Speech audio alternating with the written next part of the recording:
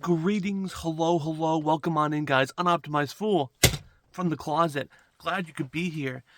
And I want to talk about the giant crystal inside of Hollowfall because players have been, getting to, obviously, you can't really get close to it, but through a bunch of different ways you can get to it, players have discovered one thing. The object is a 3D object, meaning it has, if you're underneath it, you can see the backside of it, right? So what does this mean? Now, obviously, this object is meant to be viewed from far away.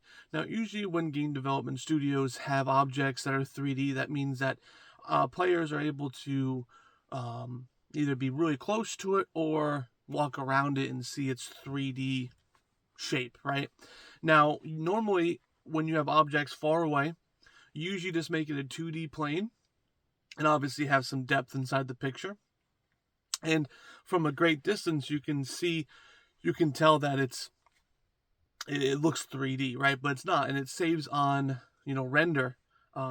It saves on computational power when rendering the scene, which in an MMO you really want that because obviously it's a big game. But for example, also the way they did, like when Sylvanas burned the world tree, the remnants of the world tree, that's actually a 2D picture. Now, you can actually get really close to it and see that it's a 2D picture, but from afar, it looks like a 3D asset. As well as Torghast, when you're in the Maw and you look at Torghast in the background, that's actually a 2D picture, not just the actual Tower of Torghast, right? So it creates the illusion of 3D, but it saves on computational power by being 2D, right? Because again, no one's going to get close to it. And the same with the crystal. I mean, the crystal's far away, so why make it a 3D object? Obviously, there's a real reason to make it a 3D object. It's far away, but we've seen some concept art that basically shows, from the giant citadel inside of Hollowfall, we see almost like stairs to the crystal. Now, obviously, that concept never came to be, but originally they did plan for this object to be reached by the citadel, like AK the Arathi built a giant staircase to it. Now, maybe they cut the staircase and then just kept the 3D object. I mean, also, there's a couple of reasons why it's 3D. One, they just didn't cut the original concept of being 3D because of the staircase, and they just went with it, right? Didn't have enough development time. Okay, sure. Or two, obviously we know that the crystal, it shifts into void and light every once in a while, and maybe they found that the 2D version of that just looked very flat and didn't look 3D. Now, obviously the crystal, we can see almost a half of it, right? And obviously it's kind of angled in some areas, so maybe they thought 3D looked better with the transition. Maybe the transition only happens on 3D objects. Maybe it's just a technical limitation of the engine, right? We don't really know that. Or the speculation is that this crystal is going to be part of a new patch, 11.1, 11.2.